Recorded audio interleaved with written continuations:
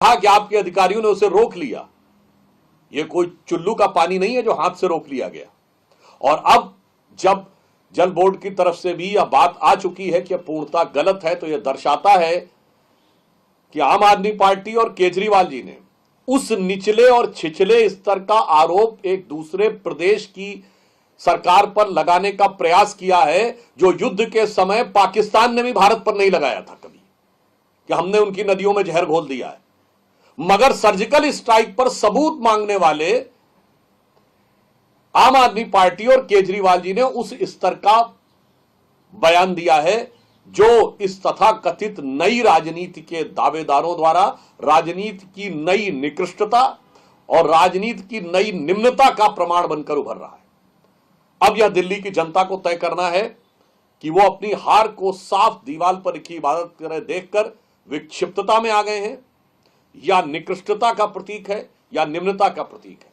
और अब मैं कह सकता हूं कि जहरीली बानी बोलने वाले केजरीवाल जी की पानी पर दी गई यह बानी निश्चित रूप से दिल्ली के हर व्यक्ति के मन को झकझोर रही है कि राजनीति किस सीमा पर जा रही है, और यह दिल्ली के मान सम्मान का प्रश्न है।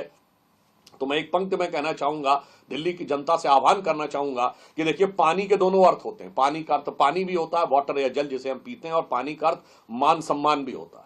तो रहीमन पानी राखिए, बिन पानी सब सून, और पानी गए न उबरे, मोती मानस चून। अर्थात अब ये पानी पर दी गई इस जहरीली बानी से के द्वारा आपको दिल्ली के मान सम्मान और स्वाभिमान का भी उसी प्रकार से रक्षा करनी है, जैसे कि इस प्रकार की बातों से दिल्ली और देश की जनता को सावधान होने की जरूरत है। और एक और बात लॉजिकल कह दूं, भाई दिल्ली में क्या आपको लगता है कि सिर्फ आम आदमी पार्टी के सपोर्टर रहते हैं? 56% वोट हमें मिले हैं लोकसभा में।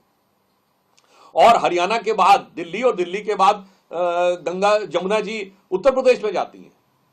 कोई कम पढ़ा लिखा व्यक्ति कह रहा होता तो एक बार हम मान लेते कि वो बहकावे में कह रहा है, पर स्वघोषित अत्यंत पढ़े लिखे IIT ग्रेजुएट यदि कोई यह बात कह रहा है तो इसका मतलब यह बचकानी नहीं, यह शरारतन बोला जा रहा है, और यह किसी बहुत गहरे षड्यंत्र के द्वारा अपनी हार को छुपाने के लिए इस प्रकार की निम्न स्तर की बातें की जा रही है।